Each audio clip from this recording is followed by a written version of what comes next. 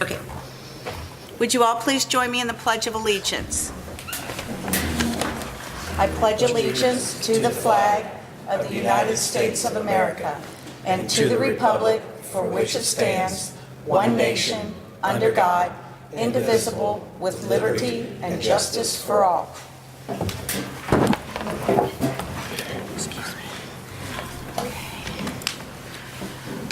Okay, Chris, could you call the roll, please? Mrs. Detzel. Here. Mr. Yoshimura. Here. Ms. Bradley. Here. Mr. Gilbert. Here. Mr. Detzel. Here.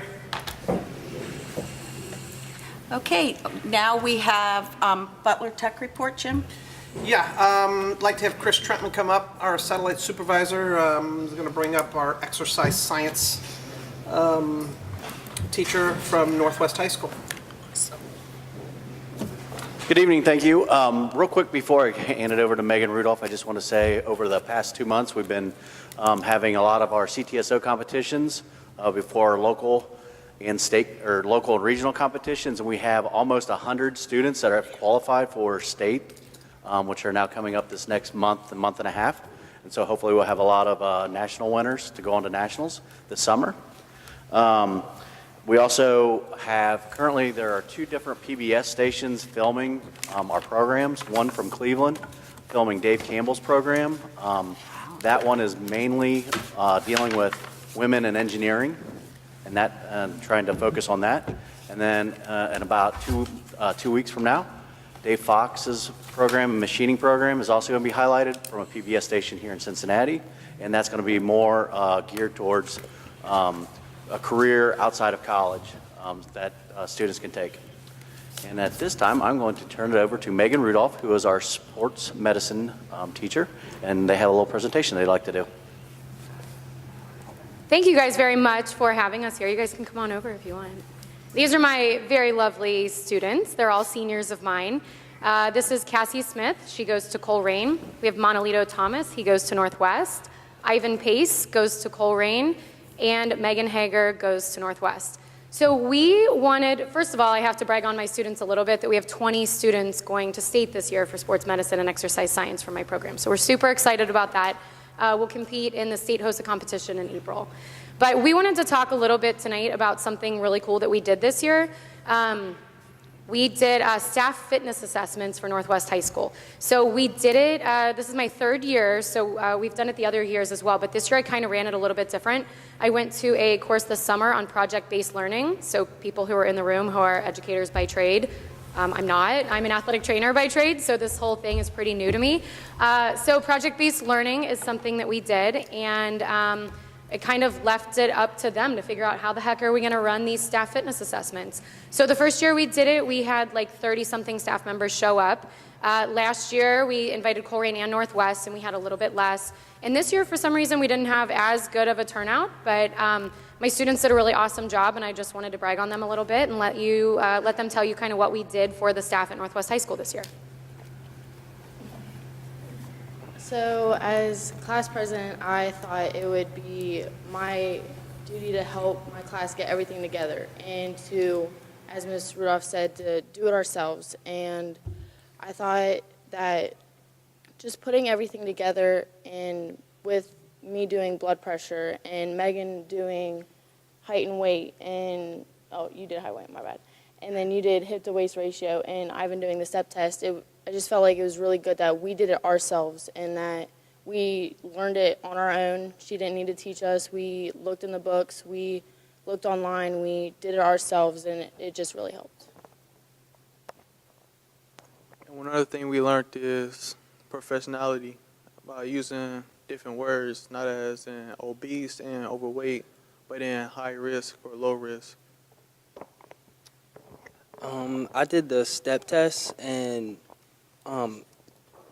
the people that's coming in and having knee problems or overweight, we had like 3, I think it was 24 inches box. You got to step up, step down, and the people that had like knee problems or like couldn't really do it, we like took it down a box and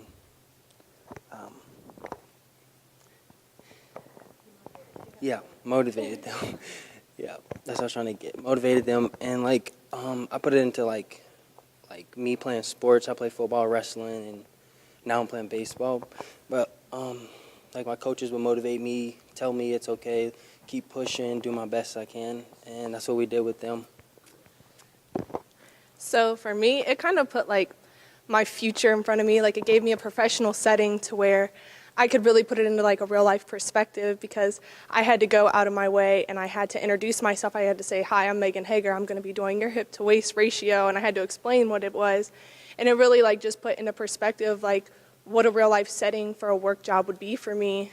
And, you know, it was just like a really good experience for me. And I feel like it was a really good experience for our class as a whole. And we just want to thank the board for this opportunity to come speak to you guys. We really appreciate it.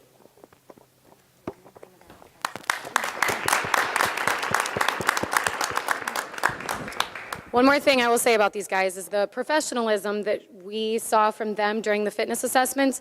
You know how high school students are, you know, they like to play and have fun. And when the time came to do it, all of the staff members, I ended up sending out a survey and they were like, oh my gosh, that was like a real life fitness assessment we would get at a gym. Your kids did amazing. They were so great. We can't wait to do a follow-up assessment. So that was our goal, is to get the New Year's resolution people kind of going on their fitness. So height, weight, blood pressure, pulse, BMI, percent body fat, hip to waist ratio, push-up test, sit-up test.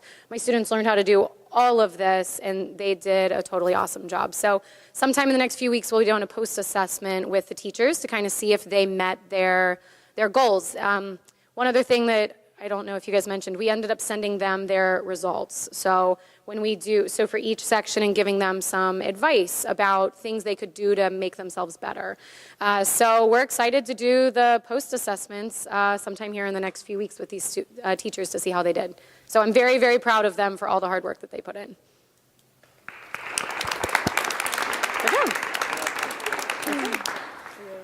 Megan, we'd like to thank all of you for coming, and wish not only your 20 students that are going on competing, but Chris, to all the Butler Tech students that will be competing here, and can't wait to hear the results of that as well. We're very excited. Thank you very much. Thank you.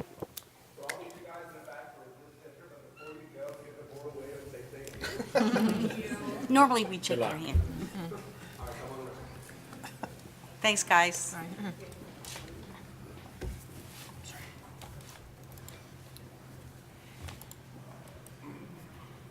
Okay, Kevin? Good evening. My name is Kevin Kane. I'm the president of the Northwest Association of Educators for our teachers here in the school district. First of all, I want to thank you guys for allowing us to do this presentation tonight. I realize that this is not normally on the agenda for a work session, but I'm a little late on this, so I needed to get it in before it got too later. So anyway, our executive committee decided that we wanted to recognize the great work that our teachers are doing throughout the school district, and to support them in the work that they are doing as well. And so the executive committee decided that we would ask our teachers, and we've actually had some administrators nominate teachers to be recognized. So we used a Google document to send out and to submit their nominations. And based on the thoroughness and the flattering language that was written in these nominations, then the officers would get together and we selected some of our teachers to recognize. Unfortunately, we have a bazillion nominations and not enough times throughout the year to recognize every teacher that was nominated. But I do want to take the time to nominate 2 more tonight. And this is a Pleasant Run theme, because we have one from Pleasant Run Elementary and one from Pleasant Run Middle School. And so we will start with Eileen Martini, who is a kindergarten teacher at Pleasant Run Elementary. And she was nominated by Leslie Aarons, who worked with her last year, but in the big shift with the elementary buildings, this is actually her home school now. So I'm going to ask Leslie to come up and to read her nomination description to you and say wonderful things about Eileen. Eileen Martini works hard each and every single day to ensure that her students are learning in a safe, caring, and fun classroom environment. She was the leader of our kindergarten team for the 2 years that I was able to work with her, and a great mentor as I moved from teaching 2nd grade to kindergarten. She helped me learn the ropes of kindergarten and was a huge blessing when I was out on maternity leave. She helped lead the charge with our new language arts series as we piloted the program and as we worked through it again last year with more tweaks when the district adopted the series. She spends a lot of her own time creating fun and engaging activities for her students to use on the smartboard and through hands-on learning that she willingly shares with me. And she has done all of this with a smile on her face and love in her heart, all while fighting breast cancer. Every time she's had to take off work for chemo or radiation or her countless doctor's visits, the first thing she was concerned about is getting her plans done, her copies made, and things taken care of for her students. Despite my best efforts to tell her not to worry about those things, that we would get them taken care of, she stayed late, came in early, because that's the kind of dedication she has to her students.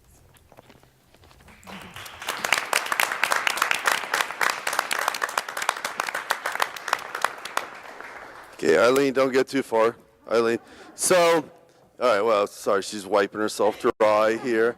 So we do have a certificate that recognizes you as a distinguished educator and a $50 gift card for you to purchase items for your classroom and for your students, okay?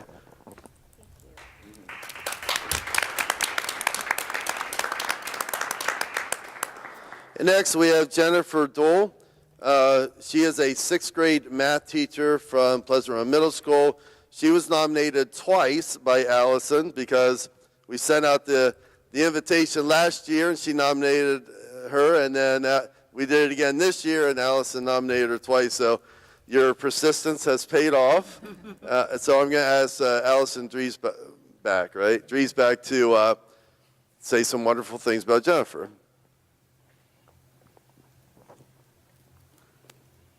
So I did condense it into one formal version of the two that I nominated, or two that I sent in. So what does it mean to be a dedicated teacher? When considering this question, there are many images that may come to mind, such as the committed teacher who spends many extra hours doing lesson planning and preparation, the teacher who identifies students' individual learning needs and differentiates her instruction to meet their unique needs, the teacher who doesn't leave things to the last minute and is more than fully prepared in every moment. The teacher who puts in a personal touch to her classes, going beyond what is asked of them. These images, along with many, many more, come to mind when I think of this particular teacher. She is a passionate teacher, distinguished by her commitment to student achievement. She goes beyond the realms of being just a knowledge provider and continuously looks for ways to bridge learning gaps and improve her instruction. Her passion for teaching creates an effective learning environment that increases the learning potential of all her students. She understands that teaching, like every other serious profession, cannot achieve greatness without investing the time to prepare for class, to go over student work, to meet with students, to talk with parents, and to collaborate with her colleagues. Her dedication to student learning and her passion for teaching inspires all of us to want to be a better student, a better teacher, a better person.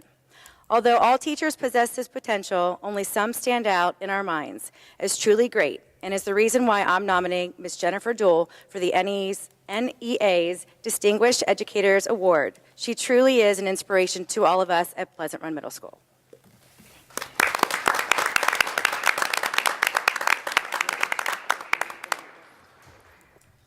And as well, I have a certificate and a $50 gift card for you to use in your classroom. So thank you, Allison, and the board for all your support. Thank you. And thank you for administrators, colleagues, a husband who came to support these teachers tonight in our recognition. Our association is trying to do more things to support our teachers and recognize our teachers in the classroom. We recently purchased 70 Dr. Seuss books to share with teachers in the elementary buildings for Read Across America, which is happening in either the end of this week or beginning of next week. So we want to do what we can to let our teachers know that we're here to support them and the great work that they do in the classroom. And again, thank you for allowing me to do this presentation. Thanks, Kevin.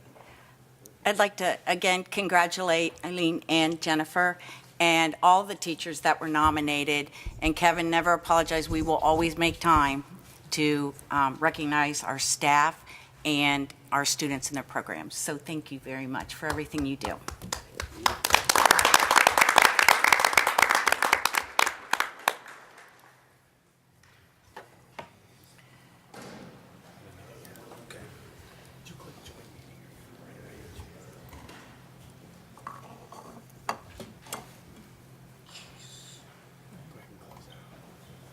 You guys okay?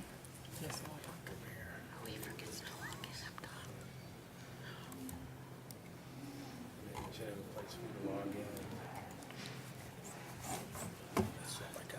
Huh?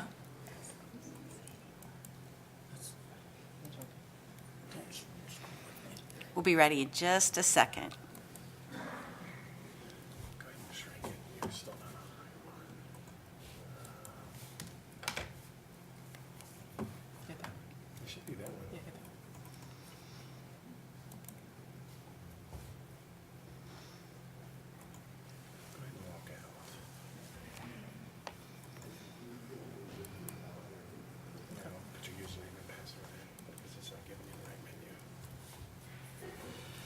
Okay.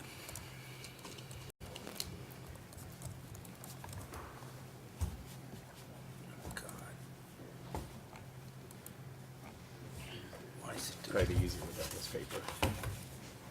Click the left mouse. There. Now go over to the right and put your password in. Yep. There you go. Log in. Click on It works better Doing your with the PS. paper. The mouse actually works better with the paper. it. Now Marcy's screen. Join meeting. Oh, There okay. it is, finally.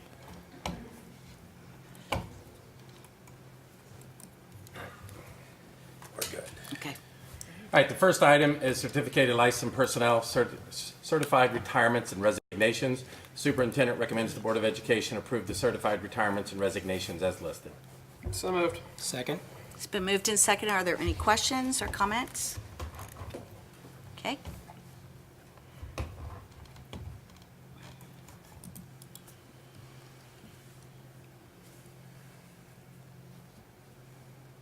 Jim, did you vote? Nothing popped up. Technical difficulties. I'm not doing it if you're logged in. Yes. No, nothing changed. Are you signed in up top too? Yeah, I don't think you're signed in. Sign in. This moving this sign in up top has really messed us up.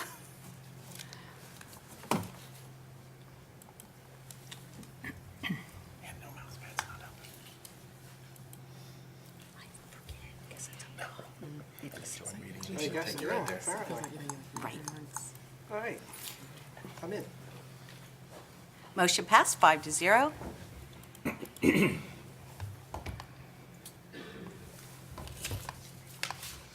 Next item is classified personnel, classified retirements and resignations. The superintendent recommends the Board of Education approve the classified retirements and resignations as listed. So moved. Second. It's been moved in second. Are there any questions regarding the classified retirements and resignations? Okay. Motion passed 5-0. Next item is a general business item, resolution to award contract Colerain High School baseball slope reconstruction. Superintendent recommends that the Board of Education hereby accept the recommendation of the construction manager to award the base bid and any alternates for the project to the lowest responsible bidder in compliance with Section 3313.46 ORC and any other authorizing provisions of law, contingent upon compliance with all conditions precedent to contract execution. So moved. Second. Moved in second. Any questions regarding? Yeah, Todd, are we going to start that as soon as we get a bid in, or the bids are Yes, in? because with spring coming and not knowing Right. how the weather is going to be, it will be as soon as possible. Okay. When does the baseball season start for Colerain High School? We actually officially started now. We technically have a home scrimmage 2 weeks from this past Saturday. The 23rd of March is our first home regular season game. Thank you. Okay, ready to vote?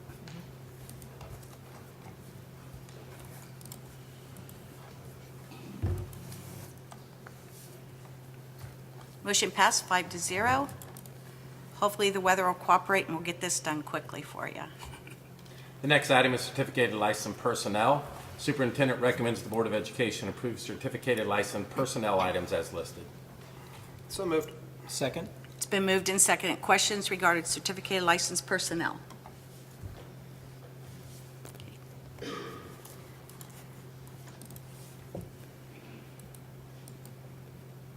Motion passed 5-0. Next item is classified personnel items. The superintendent recommends the Board of Education approve the classified personnel items as listed. So moved. Second. Moved and seconded. Questions regarding classified personnel? Okay. Motion passed 5-0. Okay, at this time, we'll move down to the tables for the district finance part of the work session part of this meeting. Just like last work session. Okay.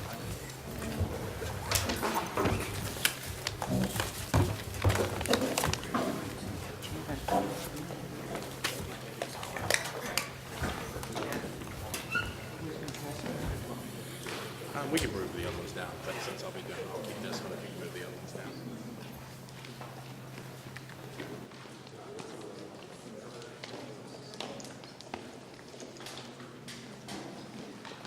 All right, so first of all, welcome and thanks for being here tonight. The way we would like this format to work is the board is going to spread out amongst the guests. It will be a chance for you to talk to them individually or participate in the meeting tonight. I did pass out an agenda and also a handout that was requested from our last work session. So the very first thing you'll see on there is curriculum model adopted for next year. We basically had the question that curriculum changes for the 18-19 school year for elementary, somebody wanted to see specifically what they are. So we passed those out. They're two-sided. Chris McKee has the extras if you need a copy.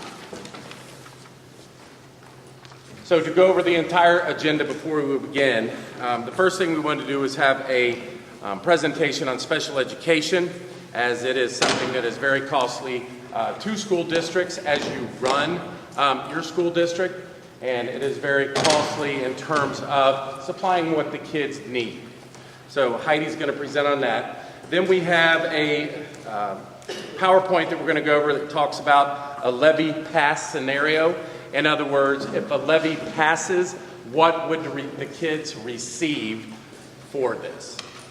Chris, you guys missing something? Oh. I was hoping I didn't run out.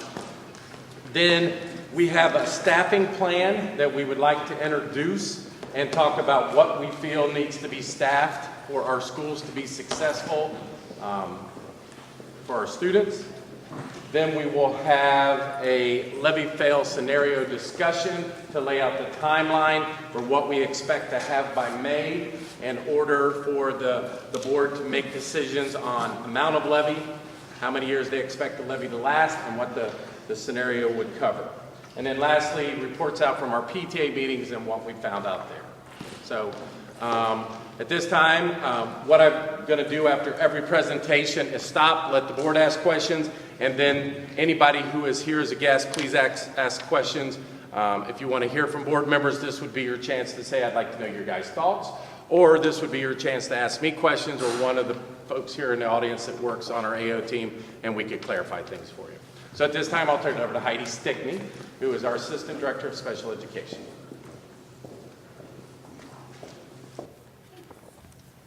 Good evening.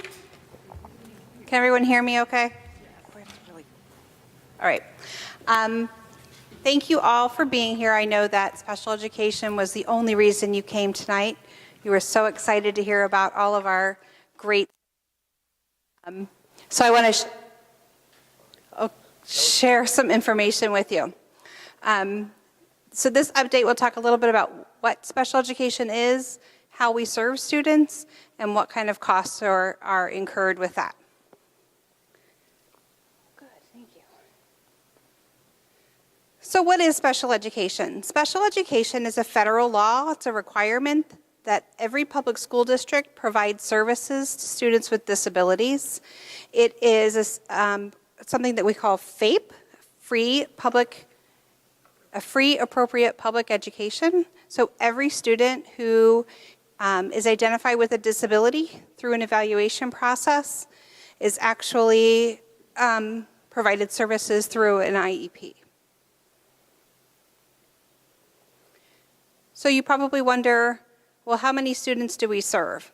And what do we look like compared to other states? In Northwest, we currently have 1,716 students with disabilities enrolled in the district. And when you look at Northwest compared to the state of Ohio, you see that we're commensurate with the state as an average. So we have 16.6% of our students identified as students with disabilities, and the state average is 15.2%.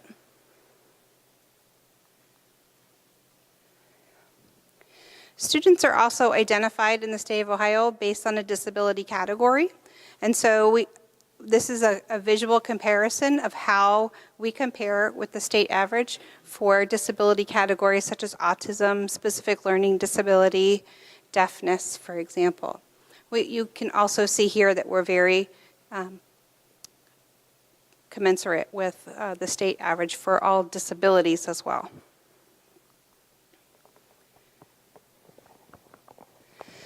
The thing that makes special ed is that it is specially designed instruction. So specially designed services and instruction that are provided to students, and the requirement under the federal law IDEA is that we provide special education services in the least restrictive environment. So what does that mean and what does it look like? Inclusion is what we call where we serve most of our students. This is where we bring the services to the students in the classroom. Students receive most of their education and their content from a general education teacher with supports from an intervention specialist. They do co-teaching, small group, pre-teaching, reteaching. You may see a speech and language pathologist walk into a classroom as well to support students' needs. We also have some students in specialized classrooms. In these specialized classrooms, these are students who have more significant needs, and they require maybe a modified curriculum or more intensive services.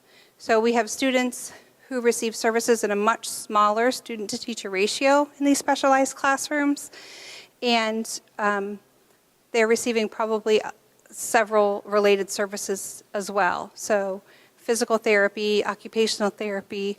You might also see a speech pathologist in those classrooms as well. Oops. This slide's a little hard to see, but if you look at the TVs, you could see that it's a little brighter. So the most restrictive setting in terms of special education services are separate facilities, residential treatment, home instruction. We do have some students who participate in some of these settings. These are students where the IEP teams have gotten together and said, wow, the needs of this student are really, really significant. These might be kids who are very medically fragile and maybe attend Margaret Ross or Bobby B. Fairfax schools, or might be in Children's Hospital in a residential treatment program.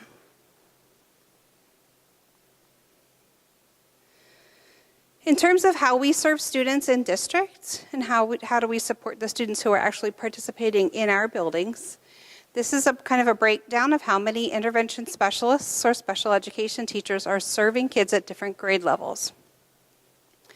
The state is very kind in giving us maximum caseloads for our intervention specialists, and so they will tell you right off the bat that an intervention specialist supporting students in an inclusion environment can have a maximum caseload of 16 students. That's providing specially designed instruction, completing IEPs every year, monitoring progress, and collaborating in designing the instruction for each student. At the high school level, the maximum caseload is 24. And then in those specialized classrooms that I showed you on the yellow arrow slide, Those classroom maximum caseloads are between 6 and 12 students, depending on the needs of the students and the kind of classroom that they're participating in. So just to give you a little bit more detail about the enrollment in the district, I told you there are 1,700 students identified. On a daily basis, about 1,450 of them are actually attending in our buildings. We have 87 preschool students identified with a disability. We have 10 students that attend transition programs at the high school level, such as Project Search or Project Life. And we have 93 students that are in out-of-district placements where we have to actually pay tuition for the programs, like the Bobby Fairfax School, for example.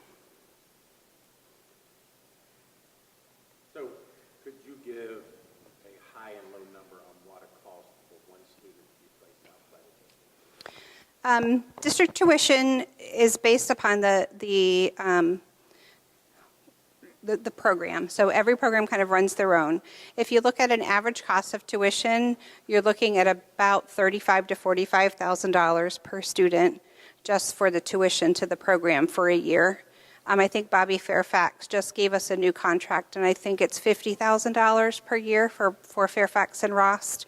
And then in addition to just providing the tuition to the program, we also have to pay for transportation and related services separately. So an average cost of a student really is about $50,000 when you incorporate the transportation and related services that go along with just the tuition. This isn't an independent decision by a principal or a parent or somebody from central office. This is a team decision based on how do we best meet the needs of the student. Absolutely. These are students that we have said that their needs are so extensive that we are not able to provide services in district safely or in a way that the student is going to be able to make progress. And we do have, as I noted here, 93 students in out-of-district placements. Now you're probably adding up in your head where are the rest of them. We also have about 20 students who are open enrolled to other school districts. And that also is a loss to us from a financial standpoint. We also have students who are foster placed out or placed with a guardian outside of the district. So when you look at kind of where the gaps are in those numbers, those are also students that we end up paying other school districts to support their enrollment as well. So we'll get to some of those details in a minute. So as part of the general fund budget, so these are our local dollars, our tax dollars, we have, of the district's budget, we have allocated over $5 million to special education services. So for our special education services, you see the biggest chunk of what we're paying for is actually that out-of-district tuition. So those are those programs that the teams decided that students' needs were so intensive and severe that they required services outside of the district. We spend also a significant portion on related services staff, so school psychologists, speech therapists, OTs, PTs, and nurses. We have several students who have one-on-one nursing due to having a trach, for example, or having seizures on a regular basis, lots of different reasons, but we do spend a significant chunk on those related services. Now, the reason we pay for those out of general fund is because we also bill Medicaid for those services. So when a student is eligible for Medicaid, then we are able to recoup some of the cost of service that we're expending. The interesting thing is that from the state, we receive weighted funding based on a student's disability category. So through our foundation payments, we actually receive in weighted funding about almost $4 million for special education services. But we've already allocated over $5 million of our general fund.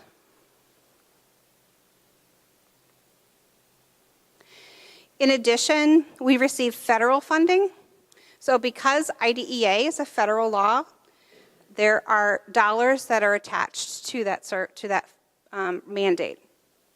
So it is a funded mandate. However, At its inception, the feds said, you know what, let's fund special ed at 40%, and then the districts can pick up the rest. Well, that actually doesn't sound so bad, because we're going to have to educate the students anyway.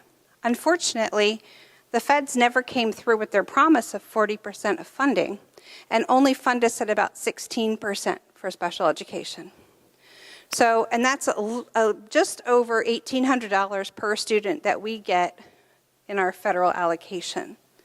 So, and what happens is that leaves the balance of the cost for educating students with disabilities on the districts and on the state. So our federal allocation and the money that we receive for special education for federal is a little over $2,700,000, so $2.7 million. Of that money, of those funds, we also have to set aside a portion for non-public schools, and we'll talk about non-public schools in just a minute, but we do allocate a significant portion of those funds to students in non-public schools. There's this portion of it that goes towards salary and benefits, so salary and benefits of intervention specialists, classified staff, as well as special education administrators.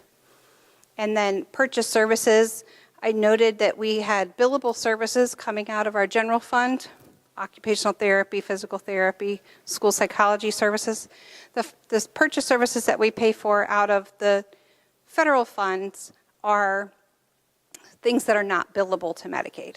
So we cannot bill Medicaid for things that we pay for with federal dollars, nor can we bill back tuition to other school districts for kids who might be foster placed in our district if we pay for them out of federal funds. Those are only things that we can recoup when we pay for them out of general fund.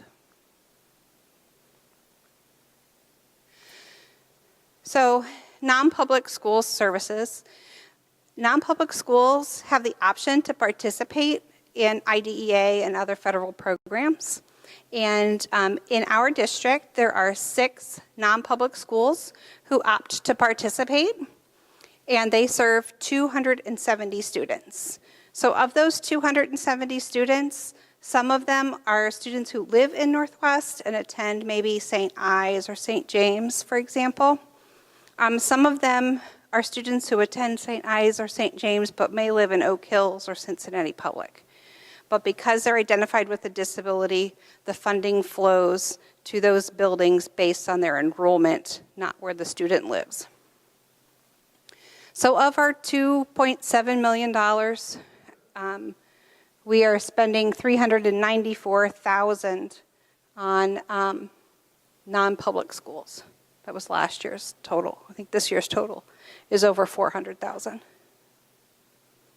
I probably should also say, just for going back here, part of these services that are in here, I neglected to mention because I just saw May sitting in the audience. We do receive about $40,000 to support those 87 preschoolers.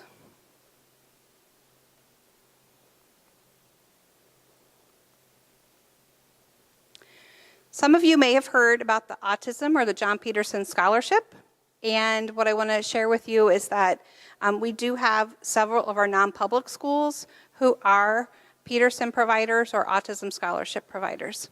And what that means is the state has set aside funds, the state has written a law that says, hey, parents, you have the option to choose to receive services in another location. So if you prefer not to attend your public school or receive any services from your public school, we will allocate that weighted funding to a provider that you choose.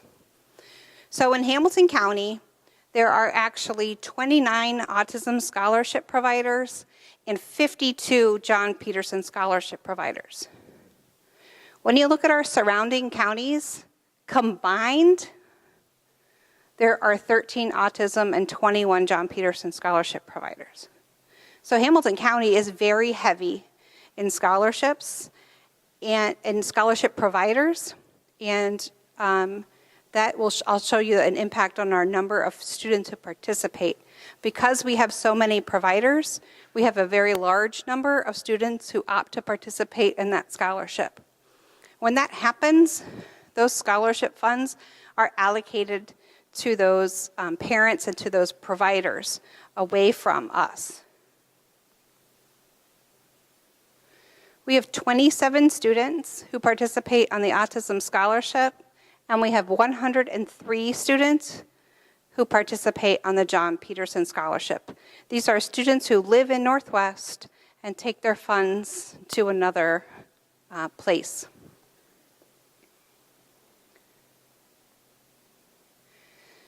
So our state-weighted funding that we got, and I talked about this before, we get almost $4 million in weighted funding from the state.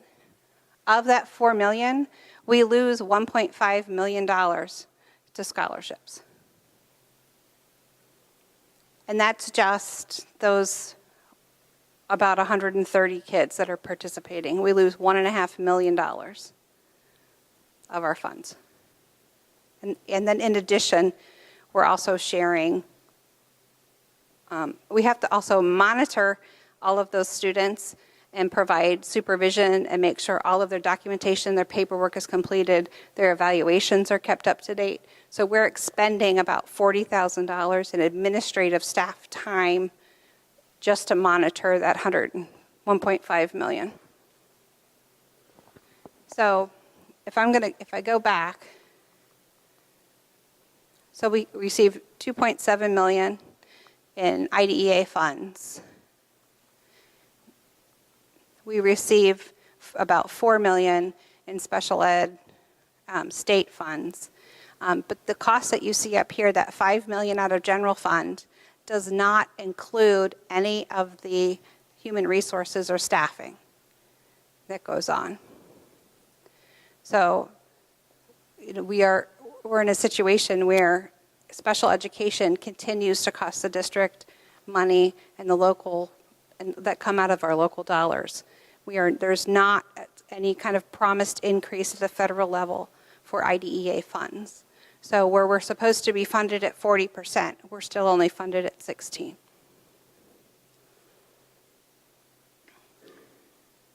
Is there anything you want to add? Any questions? If you're talking about the parochial, so Joe and I went to St. I and St. James because we thought part of preparing folks for the possibility of levy would be to make sure they understood how much money and manpower is put into assisting parochial schools. Some of my numbers aren't exact, but I got these from Jenny and Heidi when I met with you guys. $3.5 million in non-public services. We provide transportation to over 953 non-public students. Like she said, $1.5 million in scholarships. And then we are in charge of evaluating, monitoring, and making sure the 40 staff that are placed in parochial schools are doing an appropriate job. So there's a lot of manpower and time that goes into that also.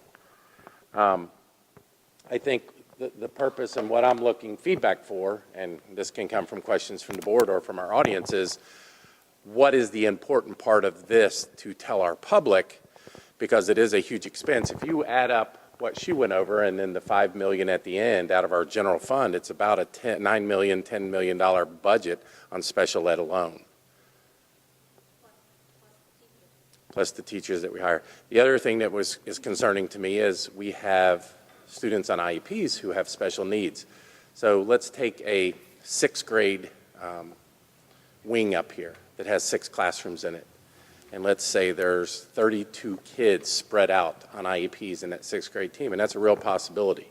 Well, if one teacher can take a caseload up to 16, do they realistically have enough time to get to those 16 and meet all their needs?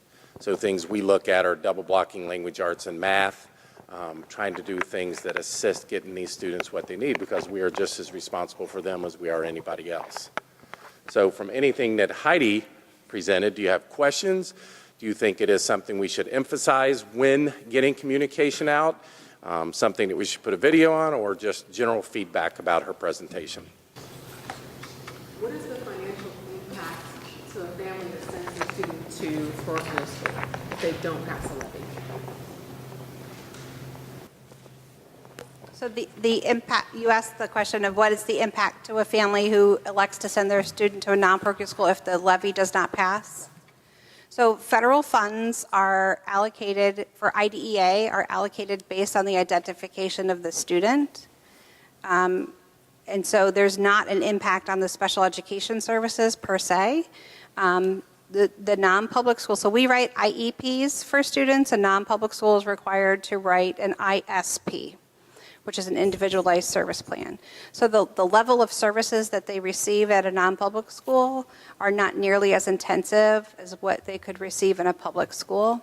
So when they elect to participate in a non-public school, the non-public school may say, well, we'll provide an intervention specialist to do some small group activity, and we'll have a speech pathologist.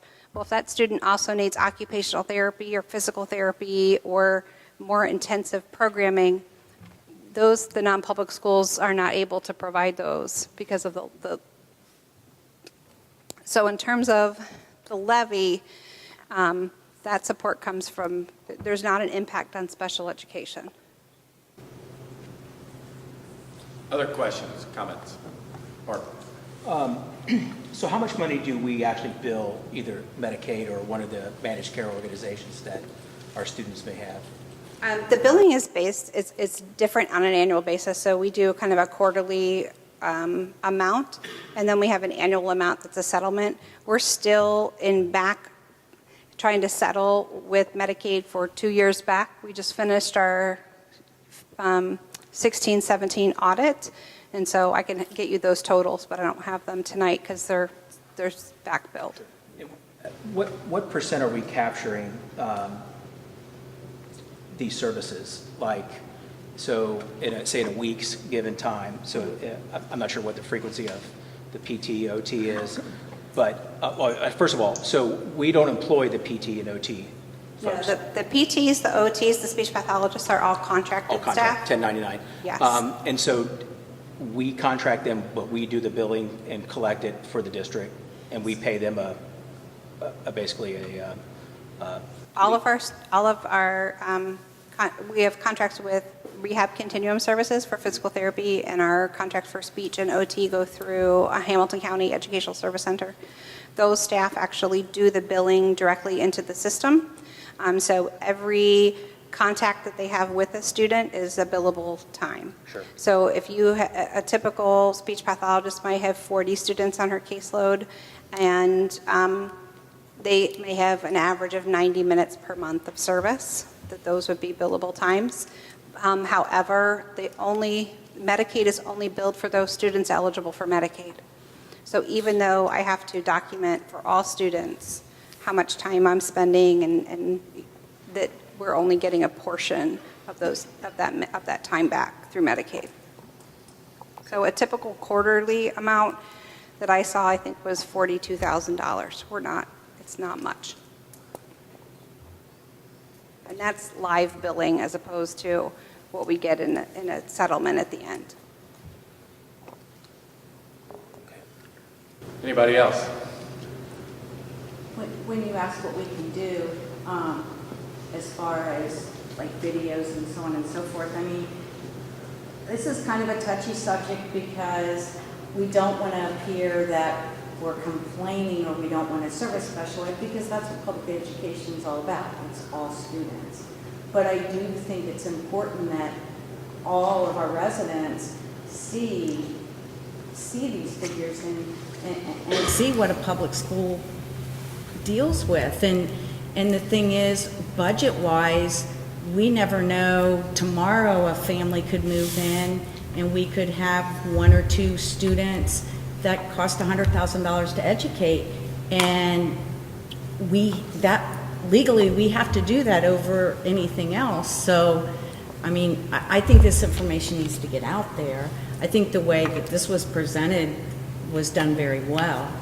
Yeah, very good points. And when we get to staffing, we also have to make sure we don't push everything to this side. Well, special ed needs this, they need this.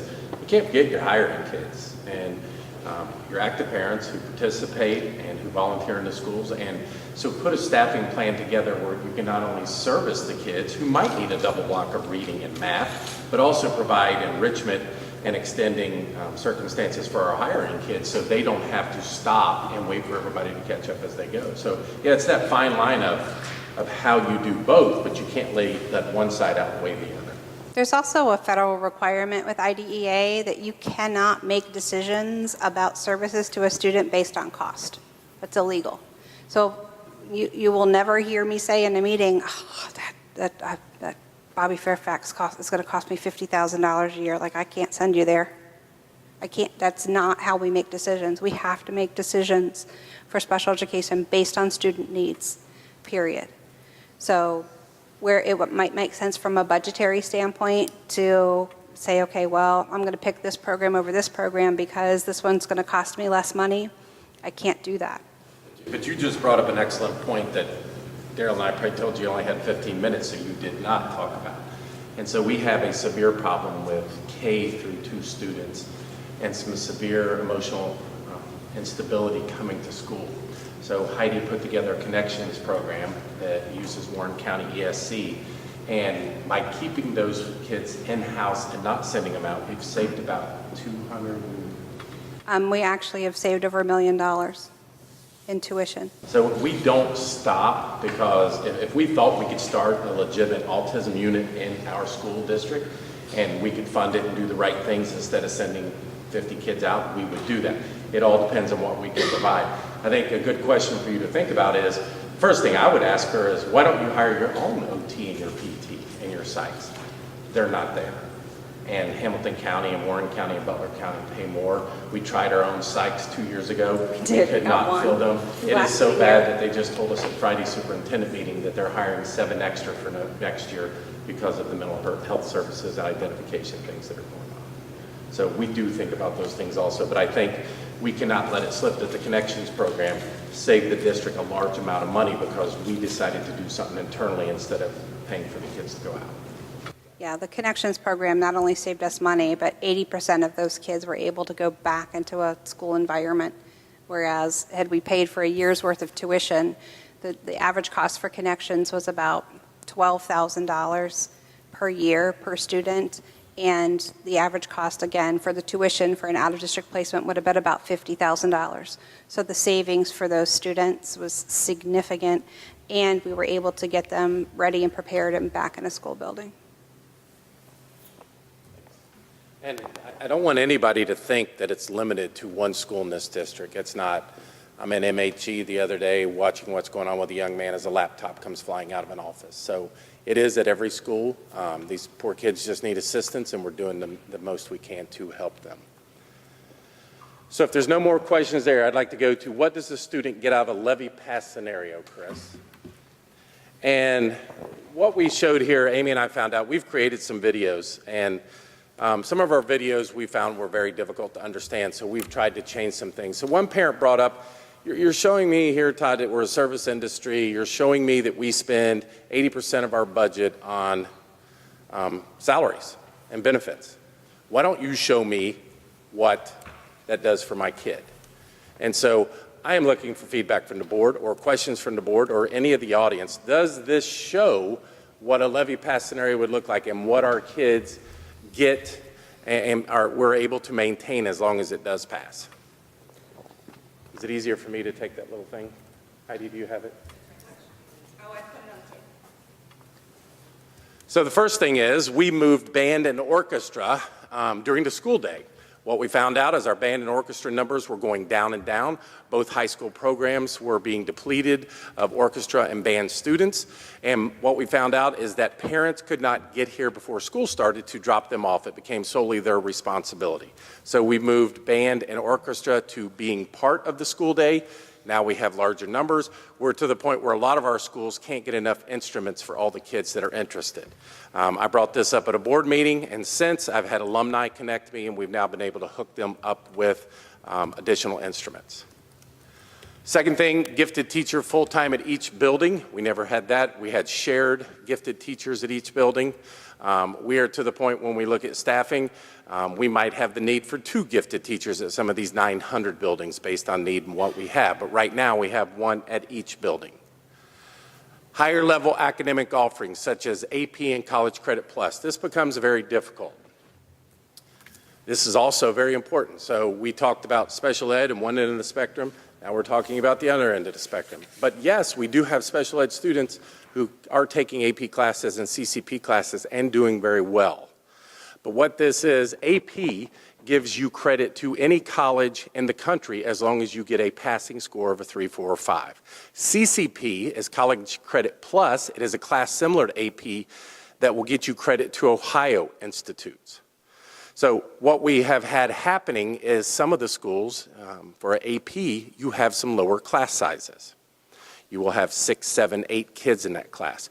But it's also one of those things where if you don't offer it, then these kids are not going to continue to go to school here because it is very, very important to them. We have kids who are leaving our high schools with their first year and sometimes their second year of college done because of AP and CCP.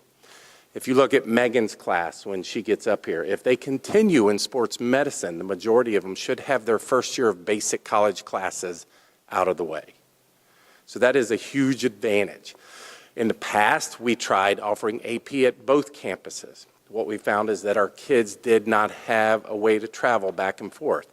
We provided a bus. The board provided a bus. They still didn't want to go from one school to the other. Things have changed, though. We used to have a uniform at one school and not at the other. I think that was part of it. But we are still looking at those options. Can we offer assorted classes online? I think a lot of districts, and Brenda and Stephanie, correct me if I misspeak, because you know I will, they are offering some other forms of foreign language, Chinese, online. Some kids whose classes are full because they want to maybe get into a math curriculum when they go to college, so they don't have time in their schedule, so they're offering online classes. Why would you not offer an AP class for chemistry if you have 6 kids who want to go into chemical engineering, if that's their passion, if that's their love? You can't really say no to those kids. So what we try to do is combine them at both campuses, but try to provide them at one campus where they don't have to travel back and forth. But I can tell you that the high school redesign is looking at what that happens. But these are very important, and if we don't pass this levy, some of these have to go away because you can't sit with classes of 1 to 6, 1 to 8. We have 12 Butler Tech satellite programs on our campuses. Colerain High School has 7, Northwest High School has 4, and that's based on pure population, nothing else. Remember, Colerain is twice the size. We bus back and forth. Kids can go back and forth to those campuses, and then they can also go off campus to these state-of-the-art buildings that Butler Tech has provided for us in our programs. Right now, we struggle with filling some of our internal classes, but it's just figuring out how to show that some of these are life-changing.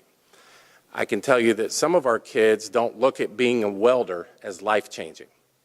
But if they would look at it $60,000 a year to start, that is life-changing. $60,000 a year is a big income for a family. We have a machining program that is state-of-the-art. It's to the point where Jim and I go in there, and he's the Butler Tech rep, so he's usually there, and part of it, they have people walking around with business cards offering full scholarships. Hey, come work for us. We're going to pay for your 2 years of college, and you're going to start at $70,000 a year. It's that attractive. So we have to make sure we can continue to bus these kids back and forth. We have, Bob, do you know how many buses you have going to Butler Tech each morning? You may not. I don't mean to put you on the spot. 2 from Colerain and 1 2 from Northwest. So I think off campus, Brenda helped me with my own numbers, about 100 at one and 80 at the other. So that's a big thing for our kids, and it's a very important thing. We added counselors to the elementary school this year. We had never had counselors in our elementary school. With all the mental health issues that are going on, I cannot imagine what we would be without our counselors at our elementary schools. So that was an addition of something we need to add. And we also think we need to add an additional when you look at our staffing plan for these buildings that have 900. Because one, to service 900 right now, there's no possible way. We have 2 district social workers, and you might say, why does a district need social workers? These are so valuable. They can help parents fill out Medicaid. They can drive them to where they need to go to drop things off. They can bring the paperwork to them. They can assist in any way they can. They can make home visits. We could use 10, we have 2. Very valuable to what we do. Dean of Students. So I have heard loud and clear from parents. I have heard loud and clear from classified, which are aides in the classroom, our secretaries in the office. Just as of 4:30 today, we had an elementary meet and confer. We heard loud and clear from them. There needs to be a dean of students in every elementary school, and there needs to be one in every middle school. You have 2 principals in these large buildings that are dealing with 900 kids. You have each of them evaluating 56 staff, or 26 staff each, and then classified on top of that, and trying to be the instructional leader of the building. So what is the other purpose of this? Well, the last one, we've heard many times from our parents and even from board members who have said, let's build internal structure and strength. Well, these are paid at a teacher salary, and we are attracting those who are interested in getting to administration so they can move up in the ranks, get experience as they're doing it. They are able to issue ALP, in-school suspension, depending on what level your kid's on. Both are a form of in-school suspension. Out-of-school suspensions, work with the principal, deal with discipline. Right now, to be honest with you, what we have is a kid might be sent down at 9, but you might have 2 principals doing observations, so an hour and a half later, the kid's getting dealt with. That does nobody any good. The kids forgot why they're down there, and it does no good to give no feedback to the teacher. So we need those folks, or those kids, to be dealt with immediately so we can be proactive and not reactive to their situation. There is somebody who can communicate with parents and guardians and be fair, firm, and consistent. It'll continue to allow us to give large offerings of high school electives and our high school redesign. So we can continue to have English 1, English 2, English 3, and English 4. And we can sit there and try to tell these kids that this is fun, this is exciting, it's the best thing you'll ever take in high school. Or you can look at what the high school is trying to do now by changing the title and make it of interest to the kids. So Brenda, can you help me out with some of the titles in language arts for the high school? Sure, so we're offering 6 different literature courses next year for our juniors and seniors. They'll get to choose which courses they take rather than just taking English 3 or English 4. We have African American literature. We have a course that is short stories, poetry, and drama. We have a course that we'll be offering related to the classic British authors. We have one that's called genre fiction. And so the teachers have put these out there, and based on student choice, we'll determine what we can offer and how many sections of it we offer. So it's a big unknown for us. In the next couple of weeks, we'll see if we hit the mark in terms of student interest. But trying to put students' interests first, keeping the same rigor, upping the rigor, yes. But because it's more interesting to the kids, get them more involved, and maybe lead some of them in that pathway as they go to college. So that's very big. We also need to be able to offer a variety of subject areas. We need to be able to double block our special education students in reading and math. We need to double block our lowest 30% in reading and math.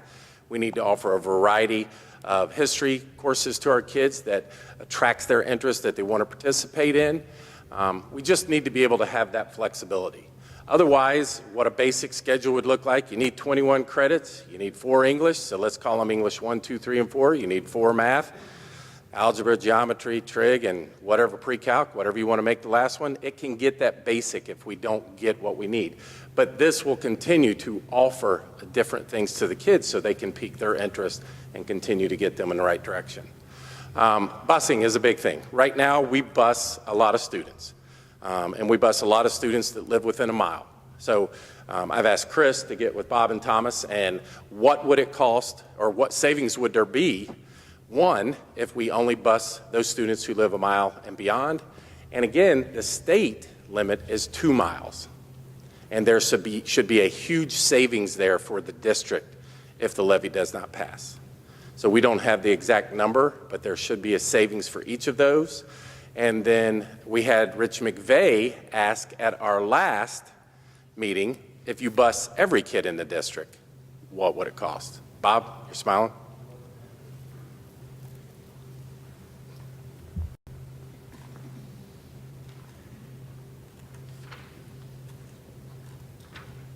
So for 1 mile transportation, models are showing we could move 5 to 6 routes by moving to 1 mile boundary. That would be a $260,000 savings. If we would go up 1 more route, that would be a $312,000 savings. If we go to the state limit, it would save us $1 million. And the state limit is 2 miles. So Thank you very much. Can I ask a question? Yes. So, I mean, I've been in the district long enough to see both. So when my kids started, we were in the 2 miles, went back to 1 mile. Why did we move back to 1 mile? I never knew that reason. Pam, you were on the board then, but correct me if I'm wrong. When we removed high school transportation, we made sure it stayed at 1 mile because we thought that was better for the parents and easier to transport. I wasn't part of the district then, so I'm not. Believe it or not, we haven't had high school busing in over 20 years because I wasn't on the board when we got rid of high school busing. Right. So Bob should know. Okay. I forgot. So I guess when we got rid of the high school busing, we basically were on a soft 1 mile. So any streets that did not have sidewalks or whatever, we transported those students under 1 mile. And that was probably maybe 15 to 20% of all students that we transported. And then back in probably mid-2000s, we had levy problems and we had to make budget cuts, and that's when we drew the line in the sand at 1 mile. We even went to 2 miles for 7 days one time. And I think that again shows the significance of what we could save by reducing transportation levy fail. But it's also an advantage, a huge advantage, because I don't think any of us want them crossing certain roads. If you think of Pippin Road in front of PRE, if you think of the side street by Montford Heights, if you think of Springdale Road by Colerain L, so it's everywhere in the district. But the other thing is, right now, teachers are put in a spot where they have to charge the kids for the transportation, for field trips. If the levy passes, we would pay for the field trips so the students can learn from outside school settings and visits to go there. So we would come up with a number of what that would cost to make sure we put that out there at Levy Pass. Reading intervention programs, they are expensive. In order to do them, you need aides in the classroom and you need additional teachers so you can provide one-on-one intervention with small groups of 1 to 5. That goes the same thing with gifted, and as I said earlier, there might be a need for 2 gifted in some of our 900 buildings.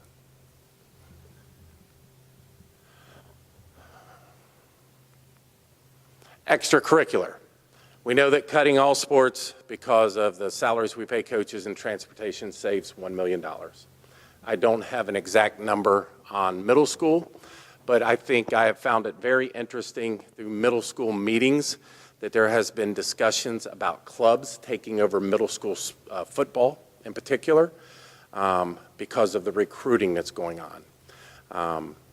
I would like to tell you that I'm an expert on that, having 3 boys played football, 2 in college at the highest level, but they play 3 to 4 games on a weekend. I don't see how anybody in their right mind sees that as being healthy for kids by playing 3 games from Friday to Sunday. So I think that's more about the parents. And so folks will hear, and you might hear in the community, they might say, well, the clubs can take over middle school. Well, they can, but with that comes a lot of issues. And we would not be in control of the coaches. We would not be controlling how many games they play. Just don't see that as a viable situation. You could look at drama and music programs. All of those are extra stipends for teachers to do. They will stay in place. I would like to see some, we already have outstanding fine arts programs, K through 12. Our PTAs do a lot with our competitions and things we do, but we have some art teachers who do a fantastic job of getting kids involved. We have AP Studio offered, I believe, at 1 high school or both now. And so those kids are going and getting in specific programs at UC and doing an outstanding job. We need to make sure our textbook or curriculum resource adoptions on a rotating basis stay put, get the best curricular options for our kid, constantly updating technology, including additional high school technology. So we are one-to-one, and you might say, well, Todd, you've said that. But what we're finding at our high school is they're using some of the laptops when I was there, and it's taking 8 to 10 to 15 minutes for it to log on, and then the battery life's about 5 minutes. So we are looking at this year, and Chris has done a good job of managing, working with Matt to make sure the budget and working with Amy, And so we should be able to get the rest of the Chromebooks they need, but that's just one piece. So our high schools also have those, or the old boards that used to be in the closed elementary schools. They need the latest and greatest technology, especially with our high school kids, because those kids are a whiz as we go. So why did we start at the bottom with elementary? So that elementary and middle school were prepared for the kids by the time they got to high school. Resource officers, that's about $1 million. That would cut all of them at the two, or all three at the two high schools. It would cut 3 at the middle schools, although we're still trying to hire a 3rd at White Oak Middle. It would cut our truancy officer and our detective. So that would be a savings there. That goes into safety, though.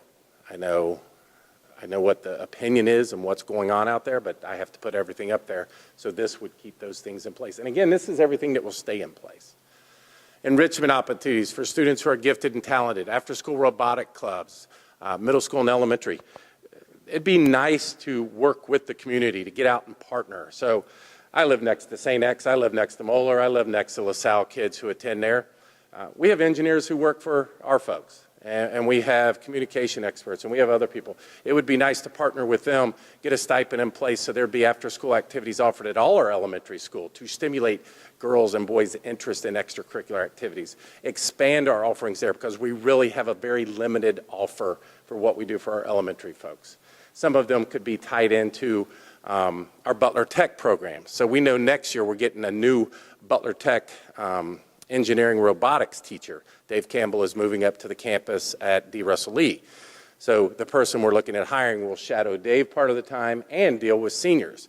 Well, I've asked them if we could have, I said, the heck with him shadowing Dave. Can he stay down here and start working with our elementary and middle school folks so we can get our kids interested and offer programs for them and maybe get something like this spearheaded. We need more opportunities for our kids. With saying that about that engineering program, those kids are coming out of that class with an associate's degree. So, and I know a lot of people don't know that, but every kid in that is going to come out with a 2-year associate's degree. It will also keep smaller caseloads for intervention specialists, more individualized attention for IEP students, double block language arts, math for IEP, and low achieving students. Appropriate class sizes, and Darrell will lead into the next slides with what class sizes should look like, what our staffing plan looks like, interventions before and after school, keep highly qualified staff by staying competitive with salary and professional development, keep our 5-star, 5 days a week preschool program. And all I can tell you about that is our preschool kids who are in our all-day kindergarten are kicking some butt and taking names. They are phenomenal with their ability, and it is kudos to Amay and her staff with what they're doing there. It is absolutely phenomenal, so we would like to find a way to expand that also. And then it keeps our alternative school at Northwest Passage. If you're not aware of what Northwest Passage is an alternative school for kids who are sometimes transferred in who are very credit deficient or have severe behavior problems that we need to make sure we maintain and keep an eye on. So any questions about what we would keep, and is this the right message to send out? Is there gaping holes in it? I've missed something. Hey, Todd, what about this? I'm not perfect. We try to do our best. We brainstorm this list. Anything you would like to see add or anything you have questions about? I guess from a parent and community person perspective, do we have the right buckets per se? Like, I understand everything that's written here, but let's talk about your 60-year-old senior citizen. What does that mean to them? You know, or a person that's single, what does that mean to them? Like, is there a way to maybe frame it in a way that says, okay, if you're a homeowner, this means this. We get, this will help our district thrive, and people will want to move in, which will help increase our tax base. Just maybe some different ways to frame it for not just your parents. No, I think you have a great point. So, for example, I saw an article in the Northwest Press 2 weeks ago. It's sitting on my desk with a circle around it asking Dustin, how can we get, it's the Northbrook Renovation Project. So since it takes 20 credits to graduate, think about it, good student, you can get 7 that first year because you might take a couple credits coming out of middle school. Your next year, you're at 14. Your next year, you're a junior and you have 21 credits. You've got enough to graduate. You've taken 2 Englishes to get to 4, 2 Maths to get to 4. Could we offer a service-oriented type credit that they get that would look good on a resume, where they could go out and work with community centers or work with apartment complexes and mulch, or work with senior citizens and do volunteering like that. Maybe that's something to look at or add, because again, colleges are going to look at what's your ACT. And if it comes down to you and 20 other kids, who's got the highest ACT, period. It's not your class rank. It's not your GPA, because high schools are all over the place with how they weight them. What's your ACT score, and then what leadership roles have you taken, whether it be in sports or in other clubs? So with things like that assist, is that where we're headed? But I understand what you mean to buckets. A community, I mean, that helps. that's a good That point. helps a parent with the kids, but I'm talking more about the grandparents or people that don't have kids anymore, who are on a fixed income, or just a person that's single. You know, what would motivate them to want to help pass this levy? That's true, since that's the biggest percentage of our community. Only 20% of what our residents have kids in the district, so that's a very good point. Is how do we... Brenda's writing these down, so we'll make sure we address them. Any other ideas, thoughts, disagree? This is to work together. It's not. One of the things we talked about at that VIP committee was, do you remember when we used to have adult enrichment classes at the, we used to have those all the time.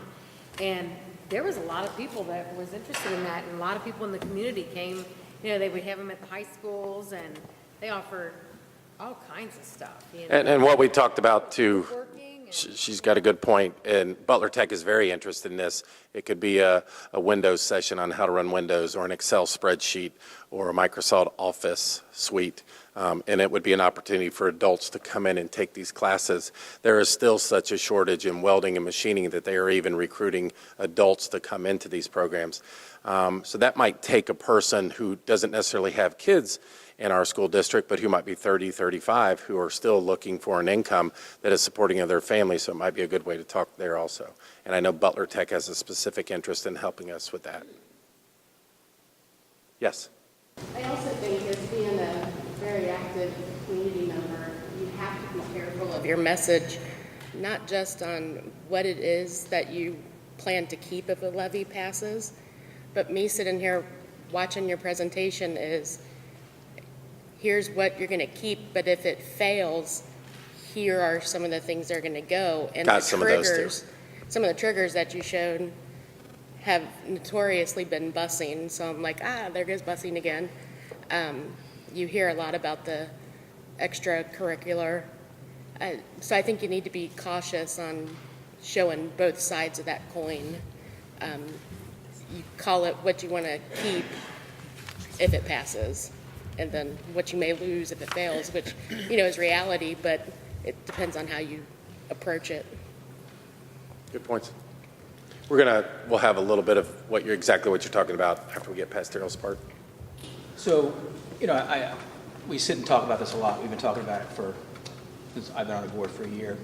We're trying to sell a community through our school district. I'm curious to think what Raj has to say about helping us sell our community, combining our township and our school district together. It's going to take both of them together to really sell the community. We as a school district cannot just sell the community by ourselves. It has to be a partnership. And I'm curious to see what Raj and his partners have thoughts around helping the school district out. I know Colerain Township has invited us to present at their meeting. So, anything else on this?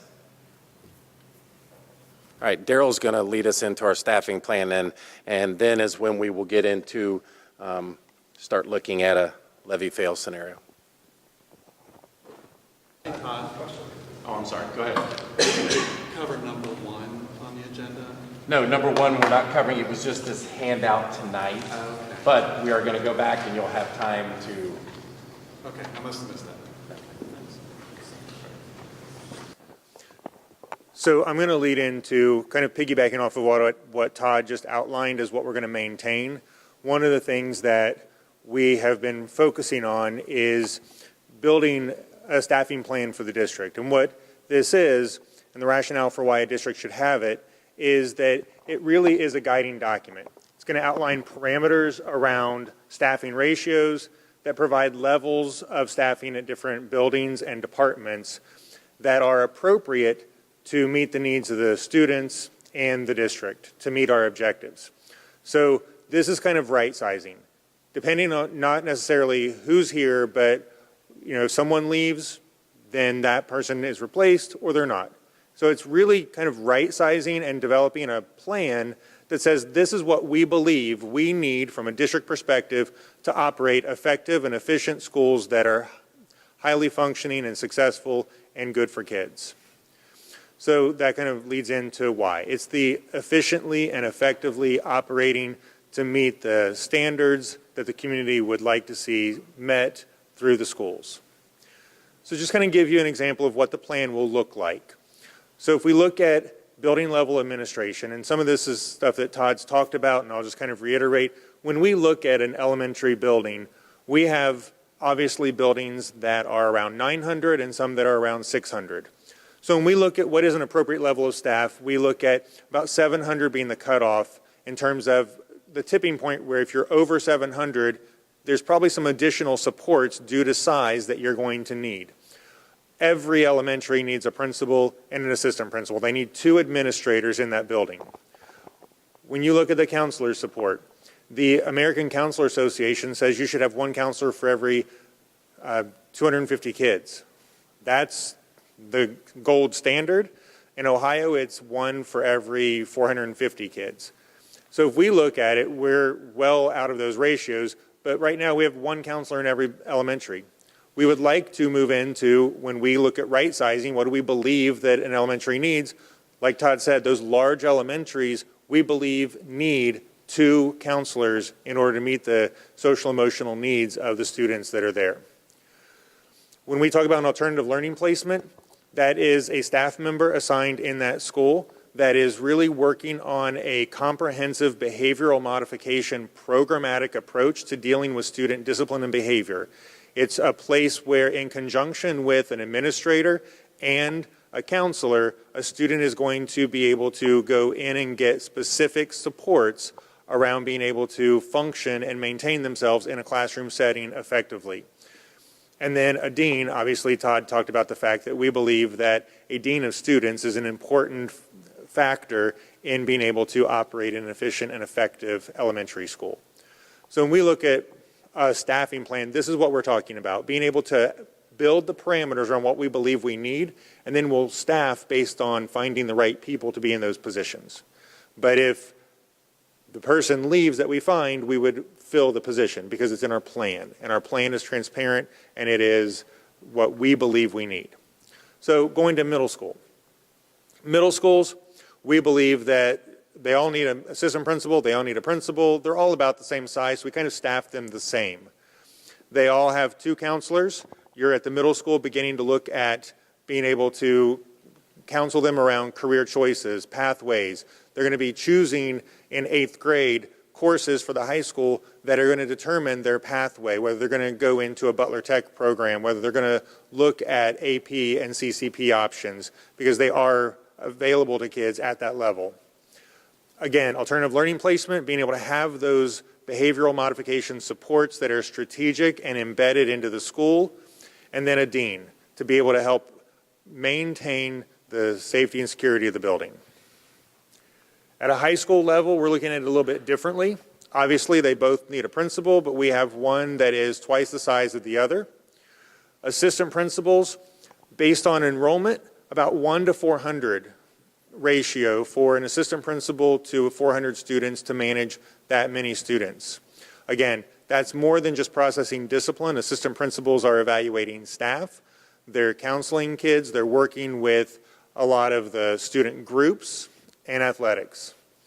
And then obviously an athletic director at each building. Counselors are at about 1 to 350 ratio. At the high school, at the 1 to 350 ratio, it's in between the standard that the Association for School Counselors sets and the state, but it allows them to be able to have a caseload where they can manage students, they can actually work with them on career and employment counseling and do things with the students that are developing that whole child.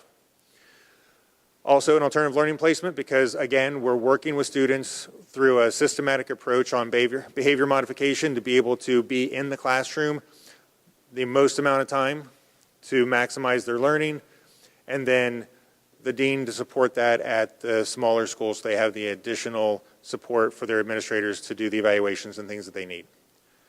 So when we look at a staffing plan, this is what we're saying from a district that we believe we need from an administrative perspective at a building level for our buildings to operate efficiently and effectively. When we look at our teaching staff, when we look at core instruction, and when Todd talked about, and what Heidi talked about a little bit with state minimums, when you look at what the state requires you to do, and what you talk about transportation being at a state minimum of 2 miles, core instruction is our state minimum. So from a state minimum, we have to offer students their educational experience. At the elementary level, we've looked at class sizes and believe that at the kindergarten level, maintaining class sizes that are around that 1 to 20, around 20 kids per class, no higher than 24, to maintain an effective instructional environment for our kids, because our kindergarten are learning how to be at school, not just how to learn the content, and they're learning the routines and the social interactions. At a first and second and third grade, we bump it up to kind of looking at that 23 realm, and then fourth and fifth, we're at the 27 realm to kind of give them a little bit more time for that social interaction. So our class sizes increase a little bit per level. When we look at our elementaries, we also look at non-core instruction. We have gifted. Gifted, by their standards set forth by Ohio, can only have a caseload of 20 kids. So we have to staff based on that caseload, just like we would a student with a disability and an intervention specialist not going over their state maximum. We do have music, PE, art in all of our elementaries, but because of the number of students who need that service and that elective, the larger schools have 2 of the music teachers in order to maintain a place for all kids to be during their elective times. When we talk about above and beyond state minimums, this is above and beyond state minimums. We do have a librarian who serves all all elementaries.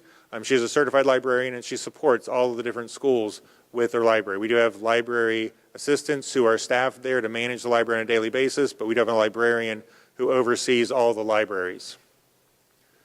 At the middle school, again, core instruction, our middle schools are set up in teams, so their teams dictate the number of staff you need based on the number of kids you can place on the team.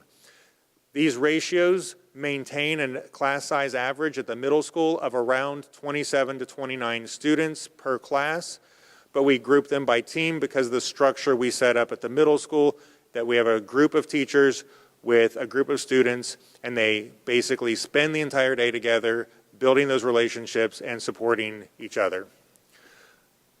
Gifted, again, is a state ratio that we have to follow. But again, there's the minimums that we have to offer, and then there's what we believe we should offer as an educational experience. And that goes into things like band, orchestra, chorus, art. There are PE standards, but these are things that we believe as a district and that we've heard from the community are important as part of the educational experience that need to be staffed appropriately because that experience is important. Whether the state says it's a requirement or not, it is an important component to what we do here for the community. We also at the middle school offer French and Spanish, so we have 8th graders who take Spanish 1 and French 1 at the middle school. And we do offer reading and math intervention classes. And again, we have a librarian who supports all 3 middle schools and works with the teachers to develop resources and support the curriculum initiatives. At the high school, it gets a little bit different because at the high school, we're really looking at graduation requirements. It's a little bit different than the elementary and the middle school. So when we look at how do you staff a high school, you staff it based on how many teachers you need to make sure that your students can get the graduation requirements they need. So when we start looking at the fact that we have students who need 4 credits of English in order to graduate, When we look at a staff size and a class size of 1 to 27, 1 to 29, because we're maintaining that from 4th grade on up, that it's about a 27 to 29 ratio per classroom, we staff based on the number of students who need the credits with that class size to determine the number of teachers we need in that building to make sure that we can offer those credits. Again, graduation requirements, health, PE, and fine arts. When we look at fine arts and electives, the students have to, in order to graduate, have 5 credits of fine arts and electives. The state doesn't say what those electives are, so when we look at the number of staff we need, at the smaller school, we would need about 6 to 9 additional staff members above and beyond the core requirements of English, math, science, and social studies. At the larger school, we need around 10 to 14 extra staff members just to meet graduation requirements. So when we look at a minimum staffing model, that's what we would be looking at. Again, our plan is not about state minimums. It's about what we currently have and believe we need to maintain for the district. So we also have band, orchestra, chorus, and Spanish that we offer. So we believe that those are an important part of the student's educational experience. We have French, American Sign Language. We do have librarians there to really support the curricular objectives and the courses and the teachers with all the research and that they're doing at the high school level. But one of the things that this plan also does is it outlines what we believe that we need, but it also allows us to have the conversation that Todd was trying to talk about if we talk about levy fail and we have to look at state minimums, we go back to this document and say, what do we take out that is not required that we can start to eliminate in order to kind of plan for that levy fail? The other thing it does is if you look at what we have as a plan, it allows Amy and Chris, our treasurer and assistant treasurer, to look at a predictable financial model for what we need staffing-wise over time to be able to budget for what levy do we need to maintain this kind of staffing. We also can have the conversation of, is this the appropriate staffing? Is this what the community wants? Or is there more that the community would like to see in this plan that would be part of that Levy Pass scenario, but it would be embedded in what we would need to ask the community for in order to support what's in the plan? So the plan is really driving what we say we need, how we staff, and our ability to have the conversation of, is it enough? Do you want more? Is there something outside of the plan that you're looking for? So when it's completely finalized, it's going to account for all the positions in the district that allows us to operate efficiently and effectively, to provide the support that the community is looking for to meet the needs of the students, and it's going to allow us to have a needs-based, data-driven conversation around what adjustments need to be made in the plan in relation to the expected outcomes that the community would like to see. Any questions about the plan? I know you just saw bits and pieces of it, but I wanted to give you an overview of kind of what the plan, when it's finalized, will look like in its entirety. Just a quick question along counselors. What is the role of a counselor in a school at various levels? What's their job description per se, briefly? So the counselors, there are some common things. If you look at an elementary counselor is working on social emotional development and curriculum. They're working on teaching kids how to get along, character education, and crisis management. So students who are in crisis, who are having emotional difficulty, they're doing triage. And what we're finding right now from our counselors at the elementary is they're spending so much time triaging that they're not being able to be proactive. So we're working on that. At the middle school, it's a lot of the same things. They're running groups, so they might be running a divorce group. If there was a death, they might be running groups around counseling, grief counseling. They also meet with kids around scheduling. They meet with them around behaviors and around social emotional interaction. There's a lot of drama at the middle school level, so they deal a lot with that. And they do a lot of career counseling and talking to kids about grades and what do you want to do at high school and how does what you're doing now impact your ability to fulfill that plan. And then at the high school, again, same kind of thing. They're doing social emotional development, they're doing crisis intervention with kids who are in crisis, and they're doing a lot around helping kids apply for college, helping them fill out an application for the military, helping them connect with a recruiter, helping them fill out an application to get a job. So they do a lot around the social, emotional, and career development of our students. I was thinking, I compare them to a caregiver, basically. And when you have that many kids, I can't see one. Then you need more. I mean, it's just counselors, I just kind of, you need more, especially where things are going. Just an opinion. I was curious about the staffing models as far as mirroring successful districts that have similar demographics and test scores as ours. Is any modeling done that's like, here's a school doing great, same, similar demographics and similar test scores, and they have X ratios? So we have looked. Unfortunately, not many districts have a staffing plan. So we're able to kind of look in and kind of look at what they have, but they don't have a really formal articulated plan of why they have what they have, or is that what they would have tomorrow if 5 people left. So we have been looking at other districts in terms of what their administration ratio is, their counselor ratio, their class size ratios. There's a lot of research on class size ratio as well. So we have been looking at that, but there are very few districts that actually have put it together into a document like this. So the ones that do have that, we've been looking. What is our average class size? Like, I mean, that's a very broad question, but do we have like kind of the side by side? I see what the plan is, but what is our current average class size that we're operating under today? Class size for every school and every grade level. And it all fits within what he showed for elementary. High school is going to vary, again, because we do have some APs with 6 to 10. You might have some music classes in middle school and PE and art, which are 35 or 40, but those are flexible also. But academic-wise, they all fit within that model. Today, they fit in that same model. So our elementaries definitely fit. Our middle schools are very close to that. Like Todd said, some of our high school courses, because of the requirements to be in the course, could vary some. We are working with the high schools during scheduling to really look at a class size minimum, that with what Brenda said, with all these courses that students are electing, that we would really look at, unless you have at least 15 kids who are electing for that class, you're not going to run it with just 5. Mm-hmm.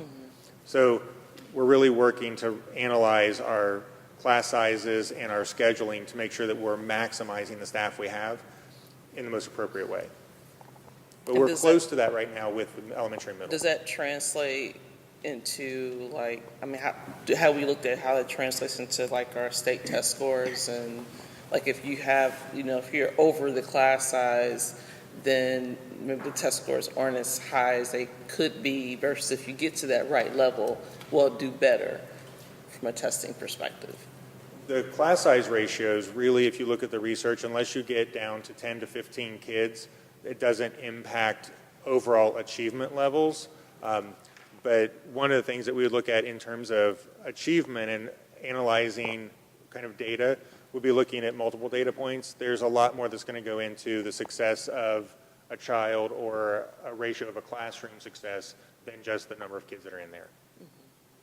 And so I guess maybe what I'm trying to get at too is, if you're trying to figure out how do you sell this, maybe there's a way to kind of show the big picture, you know, in terms of, you know, if you have the right class size and if you have the right roles in the schools in terms of the dean and whatnot, then that allows the teachers to teach and to help your kids get to where they need to be from an academic achievement perspective. Just maybe just if there's a way to show the big picture. Because one of the things that we're trying to do in here is wrap in all the different pieces that we have in the building to show all the levels of support so that we can create opportunities where teachers are maximizing the instructional time and students are maximizing their potential. That's the goal of the plan, is to be able to create the ratios and the environment and the conditions where we can maximize both of those things. And there are things that aren't in the plan because they're outside of what we actually pay for. So Butler Tech is not in our plan because we partner with them. They actually have a class in our middle schools around information technology. Some of the mental health supports that we have in place are not in the plan because they're partnerships we've developed. They're not services that we directly supply through employees that we've hired. So this really focuses solely on the employees that we hire, but I think there's more to the story than the staff that we hire to tell the picture of how we create the environment where success for all is the norm.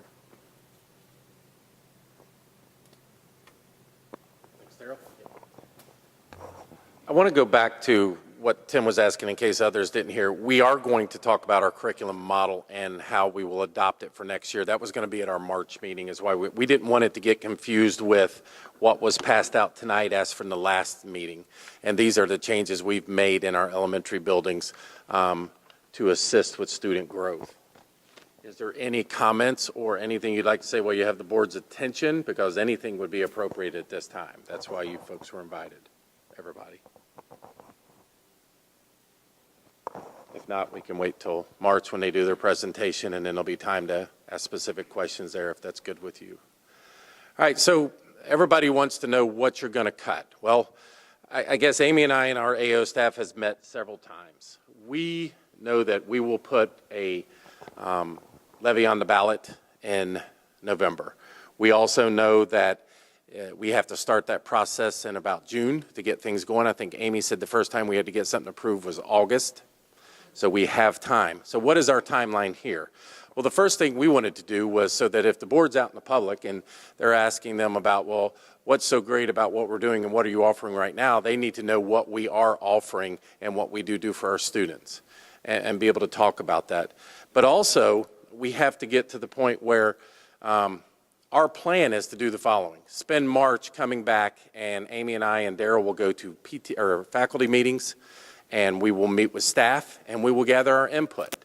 I will also set up meetings in March to meet with the community at each elementary school as a central hub and gather input on what they feel would be appropriate reductions. Gather that information because our communication audit was very clear that we give out communication, but we don't put any way to take communication back in. So our whole purpose in February and March was to talk to PTA meetings, talk to the parents, go out and talk to our staff, see what their suggestions are. So I have it arranged, so we are meeting during faculty meetings during the month of March. We'll put dates out in March that show what nights we'll be at schools to listen to any and all concerns. And then we will come back in April and discuss the findings with the board. And one of the most important decisions the board has to make is based on your input, how much of a millage of a levy are you putting up? How long do you expect, if it passes, to last? Do you want it to be enough money to pass 1 year and then do it again on year 2?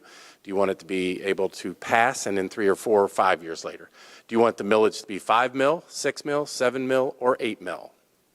I've already had one question at the Coleraine High School Boosters last week is, why didn't we put it on in May? I said, well, that was listening to our community who was very strong in saying it's too soon for a levy. We need to get things straightened out. And it was a very loud and clear message that May was the inappropriate time to do that. That we needed to spend time talking to our community, making sure we're mending fences, listening to what they have to say, and most importantly, giving them a way to provide feedback. You can't just send out one-way communication. You have to have a way to have communication to come back. So that's the purpose of changing work sessions, which I don't know if we've ever done them as a board. I haven't been a board member. I haven't been in this district forever, but it feels like it. But this was a way to gather input and do a better job of presenting information to the board. Now, do I get nervous just like the board gets nervous? Because unless you've been through a levy and you can see that list of cuts and then you have to go out to the Kroger's or what used to be the IGA or any of your workout places, you're going to get lots of questions. And our job is to present the information that says, if you do a 5 mil levy, this is what it'll get you, and this is how long it'll last. Same for a 6, 7, 8 mil levy. Then we need to go the other way, because the board needs to vote. If it doesn't pass, whether it's a 5, 6, 7, or 8, these are the cuts that have to be made. So we started listing some of the things that would have to be cut. One, we have to cut $5.1 million. We are in a spending deficit. It is a funding issue from the state of Ohio, which is what we've spent January and February going to PTA meetings and discussing. It is a funding issue. It is not a spending issue. So to do that, you have to look at several things. Reducing certified staff, administration. Reducing certified staff, which is teachers. Reducing classified staff, which is secretaries, maintenance, bus drivers, food service, custodians. Transportation cost, I think we just shared with you, it's about $300,000 savings to do 5 to 6 routes, and then it's $1 million savings to go back to 2 miles. And again, that's where you get into that territory with, here they go again, they're threatening us with this, this, and that. Cut sports, it's $1 million. Well, I've also done a lot working with my VIP committee and my SAC committee. And so the purpose of everybody being together is we didn't feel as a group we wanted to come at people with threats. We wanted to come with people as this is what our kids deserve, these are what our kids are getting. But we all realize that you have to have that cut list. And so we're going to spend time developing that cut list so we can put it in front of you. Cutting resource officers. Is safety important to the parents in this district? That's $1 million. So if you look at the 3 things that would be really chaotic between transportation, resource officers, and extracurriculars, that's $3 million in savings. Some people will say, do it. They'll either vote for it or they lose it. Others will say, well, you're going to run parents off if that's the way you go. So I don't feel comfortable enough right now making a recommendation to the board of what exactly it should be until I go out and listen and gather more information. Because again, the hardest decision isn't the cut list. I mean, it is, but the hardest decision is how much of a millage are you putting up and how long do you want it to last? Do you want to do this every 2 years, or do you want to put a millage up there that extends things for 2 or 3 years and it secures everything that we've put in front of you if it does pass? We also have a big problem that Mrs. Miller brought to our attention, and we're aware.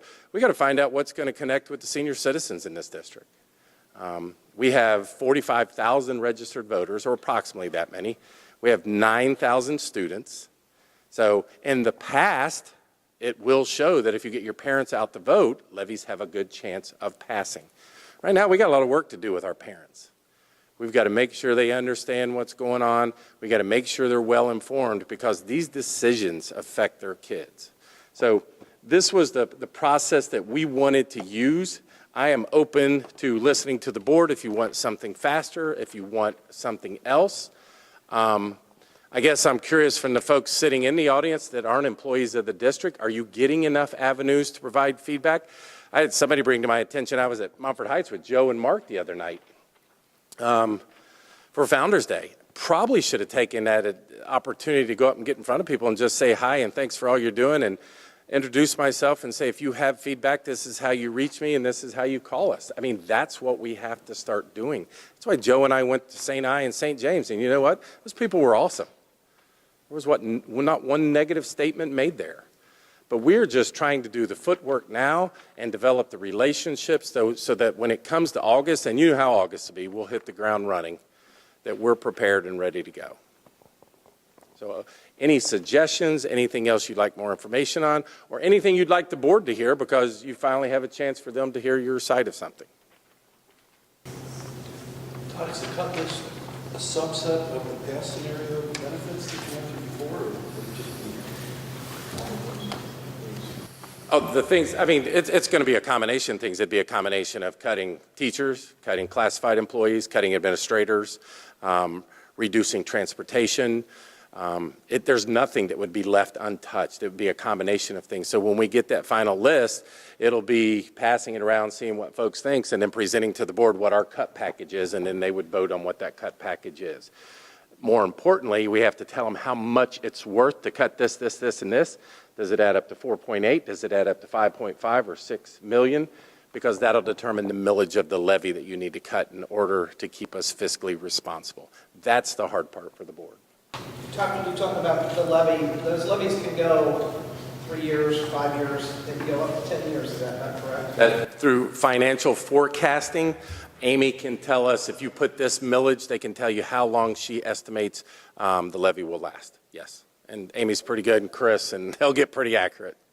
You know, the public, they don't want us coming back every 2 years. Hey, we need another levy. We need another levy.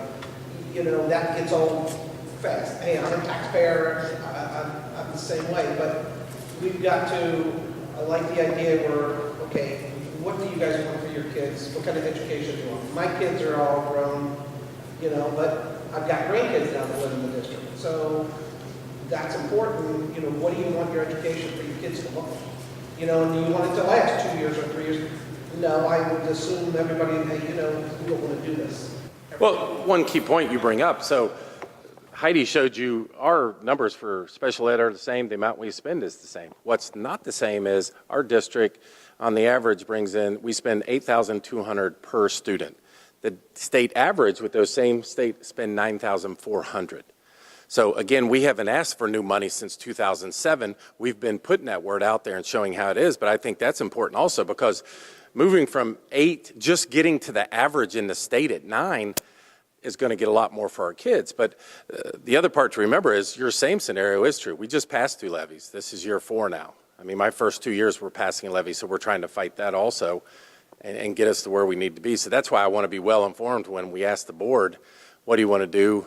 How do you want to do it? And make sure you guys have the information. Yes, Tim? I think for me it's a little bit hard to know all those things that you put on in the past levy scenario, how that translates into millage. And so all those things you say, hey, that's great, but if it's a 10 mil levy, the community will never vote for it. So almost if there's a baseline of this is what it takes to maintain what we have to cover the current deficit adjusted for inflation. And then other versions of the millage it takes to add those things. Because right now it's all lumped together and it's just hard to know. Because there's a limit to what the community will do. Correct, yeah. When I talked to Colerain Boosters there, and a man named Carl was very opinionated about that. So yes, I know exactly what you mean. I think another thing we have to keep in mind when we're talking about how long we want it to last, if we go for something where it's only going to last a couple years, we're going to start losing some of our good staff because they're going to get nervous that every couple years we could have, major cuts or whatever, and they'll be able to go somewhere else, and we don't want that to happen. We've got good staff right now and a good administration team, and you just want to be able to plan longer than a couple years out. I think that as well. So it's not just teachers and staff are worried about losing its parents, because we don't want to go through this all the time either. It's stressful for us. Anybody else? I think you meet people where they're at. You mentioned going to the schools, but if you have the concern of seniors, we have a very active senior center that you can go and speak at. Also, part of my neighborhood group, we have community meetings often. We have one coming in March. You're welcome to come Love out that there opportunity. as well. But yeah, come out. Yeah, we go to Green Township Senior Citizen. We went to Colerain Township last year.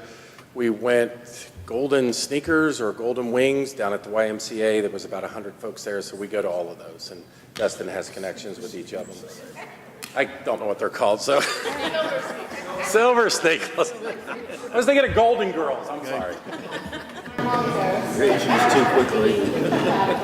Our state representatives coming, and part of what he plans to speak on this school funding, so it might be appropriate for you to come. Yeah, Lou just contacted, Lou Blessing, or are you talking about the other lady? Lou just contacted me. He is now in charge of the state funding committee through Columbus. So yes, Amy and I have a meeting with them. No, great points.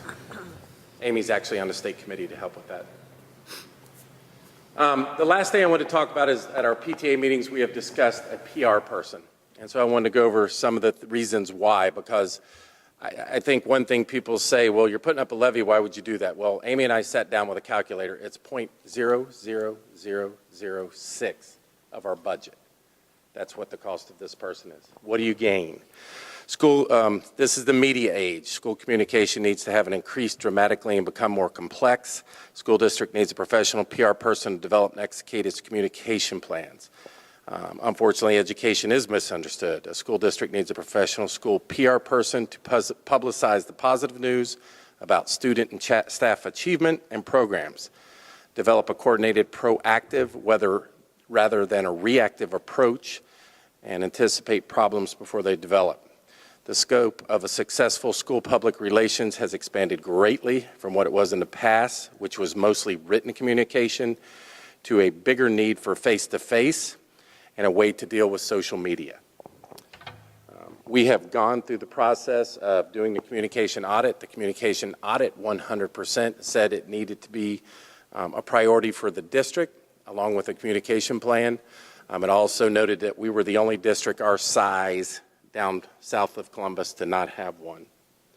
A school public relation person handles these major functions.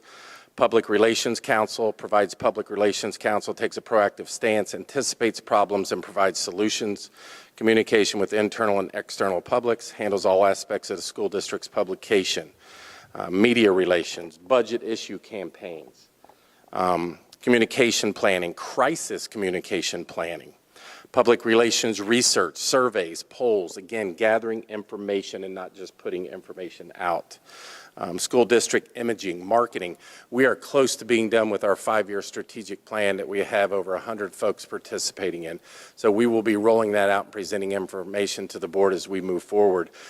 We even have a student committee that is working on this process. They will meet again this week. They met a week and a half ago. The kids will be part of the presentation process. Somebody needs to be able to convey what is the direction. What is the pillars of our district? What do we see as important? This strategic plan will give everybody within our community the ability to portray that and talk about that. Somebody who can help with student and staff recognition, information station for the district, answer public and new resident requests, public relations trainer, work with principals and what they put out, community relations liaison. The I's are crucial. So we had probably an 80% for, 20% against, wondering why there was a need. There were some misconceptions. Some was, well, what does Dustin do? Well, Dustin doesn't do anything. I'm sorry, Dustin. Dustin does a lot. Dustin is student services. His job description is very full. He deals with all suspensions, expulsions, any discipline complaints in the district. He will then work with Chrislyn and Brenda, who have secondary roles in that, and Stephanie for the elementary roles. On top of that, counselors. On top of that, Dustin, do you want to go over some of your responsibilities? Yes. Athletics. You can speak up. There's a mic right there. So communication is a small slice of my pie. Unfortunately, when you're dealing with kids in crisis, it needs to be one of the last slices of the pie. So one of my roles is kind of an umbrella role over every kid in crisis, whether it be for discipline, attendance, academics, or mental health needs, fall under something that I'm governing in some way, whether through our counselors or through our social workers or through our alternative planning, our alternative sites, things of that nature. So that's a large chunk of what I do, in addition to serving every customer that comes in that has an issue at a school and they call or just show up. One of my roles is to work with them around solving that by working backwards with principals as well as teachers to help solve those concerns. In addition to that, a large role I have also is evaluating both high schools. So I actually oversee both principals at the high schools, and then of course all the programming and processes along with Brenda in that regard, where she handles the curriculum side. I'm more the plant management side of things and helping to evaluate those pieces. There's a bunch more, but I'm just going to end at that. Alternative schools, suspension schools, so on and so forth. The other thing is when Dustin took over in August, Pauletta was able to stay till February and then retire. So it looked like at the time we had somebody doing communication because he started early in that position. Dustin has taken over all her meetings with Green Township and any of the exchange clubs and Rotary clubs and anybody else they had. So he is still a part of that. Again, it comes down to publicizing the good thing that's going on in our district, because there's a lot of good things going on that we don't have the manpower to get out there. Again, we have talked to John Graft at Butler Tech, who was very instrumental, I think just named top 10 businessmen in Cincinnati, their organization and the way they're moving. And John will sit down and tell you it's 100% because of the publicity and how they follow him and see what he's doing. No, it's not somebody to follow me. It's somebody to get out in the schools, talk about the great things that are going on and the great things that are offered to our students and what we can do. So at the March board meeting, I will put on the agenda a proposal for this position. This is a chance for anybody sitting here to express their concerns to myself or the board, and then we'll have it on the board agenda so other folks see it coming out. But like I said, between Daryl and Amy and I, we had a couple places that were 100% and wondered why we already didn't have it. And then again, we had some that says, no, you don't need it. Somebody else needs to pick it up. But 80-20 is what it came back when we talked. So the proposal in March is a proposal to hire someone or proposal or who you're going to hire? To hire someone from a college with a 4-year degree in communication. Nobody internally. And nobody who's retired in the past. I like that. Fresh face. And I had to say that because I don't want anybody to think we've got perceived people. No.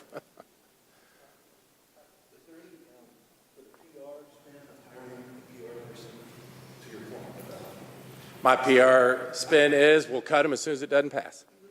Is there anyone that you know is retiring, leaving Central District? Any way you can say this is a net zero gain to top administration?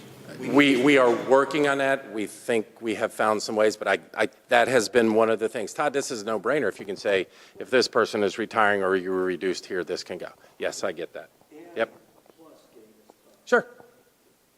And it's hard because you can't see the value and the social media part. It's not about answering naysayers. People can talk on social media. Now, is it frustrating? Oh, yeah. But I can tell you from talking to other superintendents, as soon as so-and-so gets on here and are negative about what's going on, then this person is reaching out, bring them in, communications are having. And Dustin and I try to do the same thing. Dustin will message them, we'll bring them in, we'll go to lunch, we'll try to figure out what's going on. But it's just a different perspective is you don't wait and you're not reactive. You're proactive in your approach with this PR person. And they are professional at what they do with their writing, how they present things. They go above and beyond our podcast, put videos on there. And Pam and I had this conversation the other day about this campaign. We're going to start a committee on, because we need to raise funds in order to get this campaign to go through. But a lot of it will be different because of the social media aspect than even our last 4 years ago. But it's an important piece. But I get what you're saying. Yeah. You've got somebody that can relate to the recent grads that are 18 to 25, and you've got voting bloc that passed this. I just want to second what Mark said. I think we absolutely need it. But I think I would be 100% in favor if we can make reductions in central office otherwise.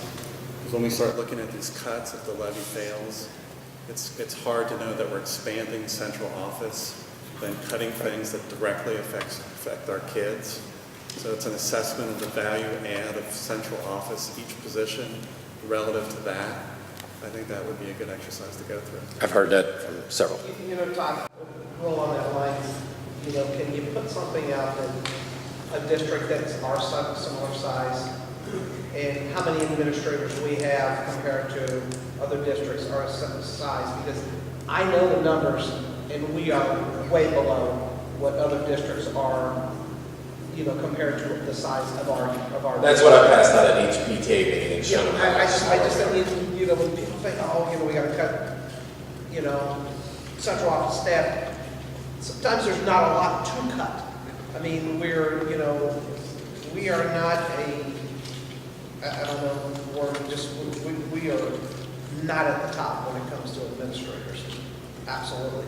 I mean, and the only reason I know that is I'm on the Butler Tech board, and there's 10 other school districts that belong to that, and I see how many administrators Fairfield has or Lakota has. Obviously, Lakota's a lot bigger school, but you know, Fairfield's pretty similar to us, and they have a lot more administrators than we do, and they're been more pretty much similar.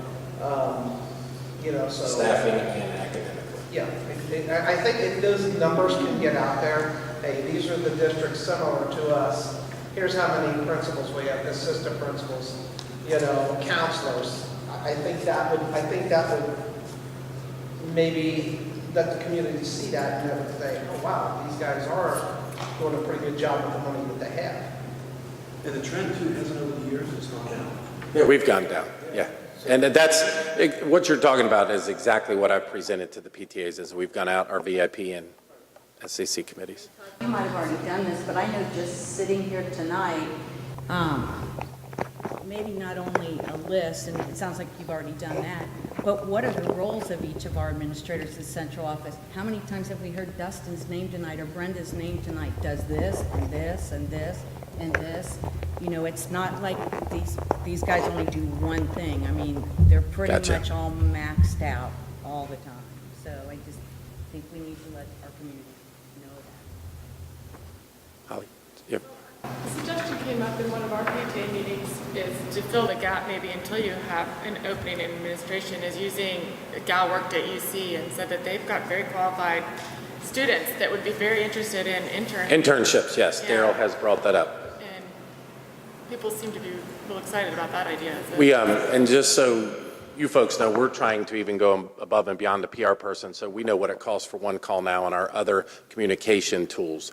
So we're trying to make it, like I told you guys, so we can get an app on our phone that could give you direct access and instant notification. So like now, I have American Express, my son just used my car, Fox News, somebody rang my doorbell, but it would be the same thing. If your kid goes at Montford Height, you would have something that says, hey, reminder, bring in your PTA candy funds for tomorrow. But we are trying to do that in addition to this person, but that would be a great way to communicate. And then Daryl did mention the interns, so he's going to check on that piece also, yes. Bob?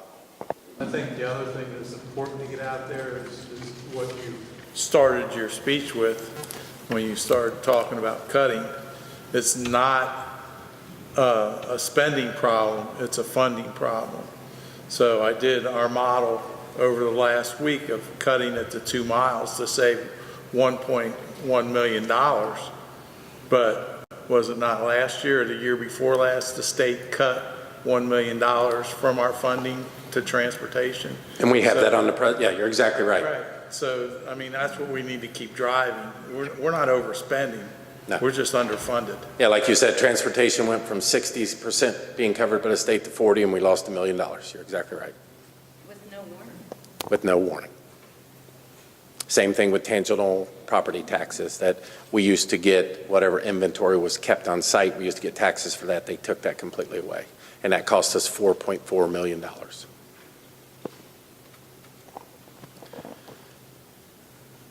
Anything else? All right, well, I really appreciate your time. I'll stay around, AO stay around, board if you have questions, but I think we can, do we have to go back up there to, board needs to go back up to do a motion to adjourn? And then, like I said, I'll be here for any questions or the board if you have any afterwards. And thank you for being here.